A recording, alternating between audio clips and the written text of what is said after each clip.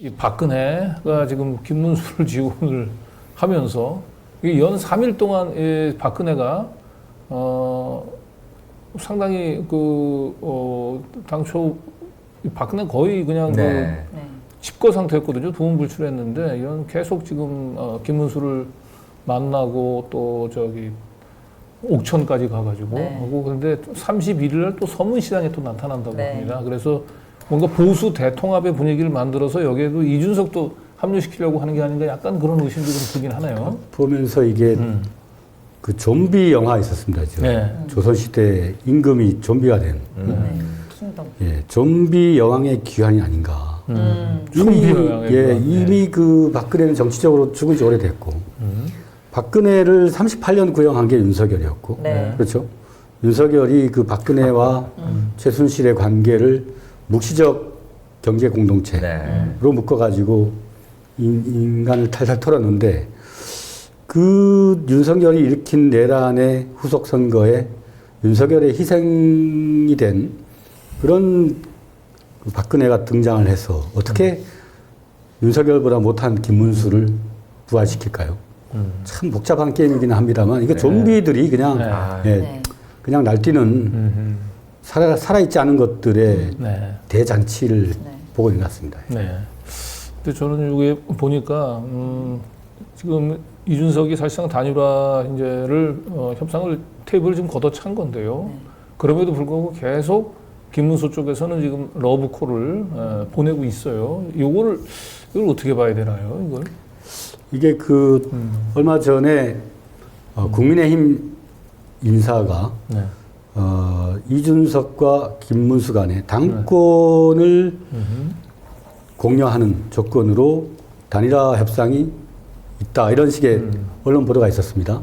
그거는 사실상 후보 매수제죠. 그렇죠. 우리 김한나 변호사님 맞죠?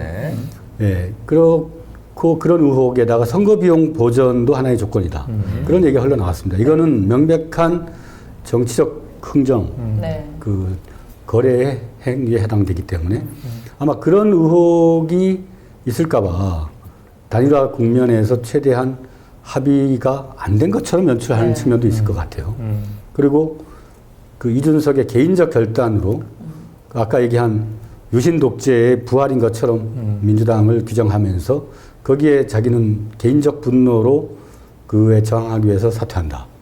이러면 뭐 아무런 조건이나 이런 것들이 눈에 보이지 않기 때문에 그 의혹은 피해가면서 사실상의 단일화 효과를 거두려고 하는 그런 측면도 있지 않을까 저는 그렇게 봅니다. 근데 저는 이제 당초에는 이 사전 투표 시작되기 전까지 단일화 협상이 타결이 되지 않으면 국힘당이 플랜 B로 갈 거고 플랜 B는 다른 말로 얘기해서 이제 더 이상 이준석한테 우리가 저자세 협상하기보다는 이준석을 이제 강도롭게 버리고 비난해서 철저하게 보수진으로부터 고립을 시키는 그런 전략으로 갈 줄 알았는데 아직까지도 보면 지금 김용태, 김문수가 계속 단일화에 대한 미련을 버리지 못하고 이준석에 대해서 그렇게 심한 얘기를 하지 않잖아요. 그죠? 3차 토론에서의 그 막말에 대해서도 국힘당이 거의 비난 논평을 내놓지 않고 이런 걸 봐서는 확실하게 아직도 뭔가 막판에 극적인 단일화를 통해서 그 막판 좀 대역전을에 대한 꿈을 버리고 있지 못한 것 같아요. 아직도 포기하지 못한다. 현실 자각 능력이 좀 떨어질 수도 있다는 생각도 저는 좀 들어요. 왜냐면은 지금 이준석의 표가 만약에 단일화 된다 하더라도 온전히 김문수 2번으로 가지 않을 것인데도 불구하고 그 표가 그대로 합쳐질 것이다 라는 생각과 판단하에 이런 생각을 한다고 생각하거든요. 그렇긴 한데 이제 아마 이게 거의 단일화 이제 마음속으로 다 이제 포기하고 있다가 막판에 딱 이게 타결이 되게 되면은 기권하려고 했었던 투표 안 하려고 했던 사람들 보수도 결집하는 효과도 있을 수 있고 확실히 뭐 단일화 하게 되면은 뭐 상당히 어쨌든 뭐 좀 밑에 민심은 좀 출렁이지 않겠습니까? 제가 자꾸 이준석이 노무현 정신을 운운하면서 자꾸 노무현 거론한 이유가 마치 노무현 대통령과 그 정몽준 간의 단일화 국면에서 모든 걸 양보하면서 역전의 그 신화를 읽었던 그 그림을 자기한테로 벤치마킹을 하려고 역의 어떤 자기 헌신의 신화로 네. 자기를 포장하려고 네. 네. 그런 자락이 좀 느껴집니다. 네. 네.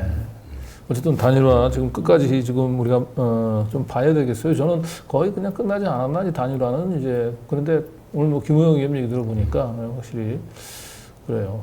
마지막 그런데 한동훈이 일단 그 이제 당권 경쟁 뭐 이런 것들 하고 만약에 이제 대선 이후에 단일화를 하게 되면 국민의힘의 당권 경쟁을 한동훈과 이제 이준석이 하게 되는데 한동훈은 이준석의 그 검찰 캐비닛을 꿰고 있는 사람이잖아요. 그렇죠. 그래서 그게 과연 그게 될까에 대해서는 사실은 좀 의문은 좀 여전히 있긴 있는데 또 정치는 근데 또 저쪽의 진영의 정치는 항상 온갖 것들이 다 튀어나오기 때문에. 그래. 네. 자, 네. 그리고 우리가 단일화의 이제 마지막 그 신락 같은 기대를 버리고 있지 못한 또 실제로 단일화 가능성이 남아있음을 보여주는 게 이 홍준표의 심상치 않은 입장 변화인데. 그렇습니다. 지금 원래 이제 홍준표 씨가 며칠 전만 해도 이준석에 투표하는 것은 미래에 대한 투자다. 네. 네, 이러면서 사실상 이거 이렇게 되면은 이제 단일화가 안 되는 거 아니냐. 홍준표가 이렇게 이준석을 대놓고 미는 이렇게 이제 분석이 있었는데 오늘 홍준표 씨가 또 측근을 통해서 측근을 통해서 김문수 지지 의사의 변함 없다라고 메시지를 냈는데 다만 이건 측근을 통한 메시지이기 때문에 또 홍준표 씨가 내일 내 뜻이 아니야 또 이러면서 또 글을 올릴 수도 있기는 합니다만 이런 메시지가 지금 또 혼란스럽게 나오고 있네요. 근데 홍준표가 이준석을 미래에 대한 투자라고 얘기를 했다가 다시 김문수를 지지한다는 게 입장이 오락가락하다기보다는 뭔가 이 물밑에서 작업이 예. 있었다. 근데 사실 네. 홍준표는 그 전에 홍사무가 또 이재명 대표를 또 지지했잖아요. 거기에 홍준표의 영향력이 전혀 없다고 볼 수는 없잖아요.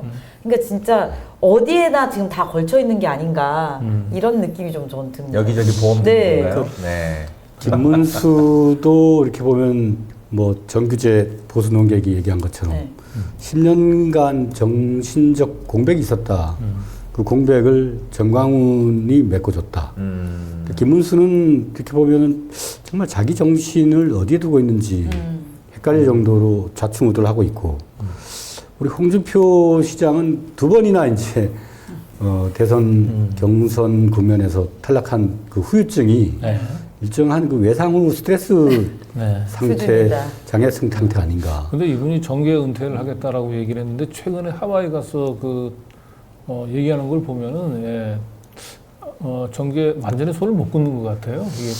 그러니까 그 홍준표 쪽 일부 인사들이 이제 이재명 지지선언을 하고 네. 그때 언론에 홍준표 총리 설 그렇죠. 또 거론됐고 우리 후보께서는 홍준표는 상당히 그 나름 인간적 그 정이 있는 사람이다 이런 이제 평가도 한 바가 있어서 이 양반이 지금 이쪽에도 좀 약간 뭐가 없나 이렇게 생각하다가 별거 없고 그러니까 지금 뭐 잊혀지는 노인이 될 것인가 아니면 다시 또 뭔가 모색해 볼 것인가 뭐 그걸 놓고 지금 뭐 자기 정신 스스로를 가다듬지 못하는 상태인 것 같습니다.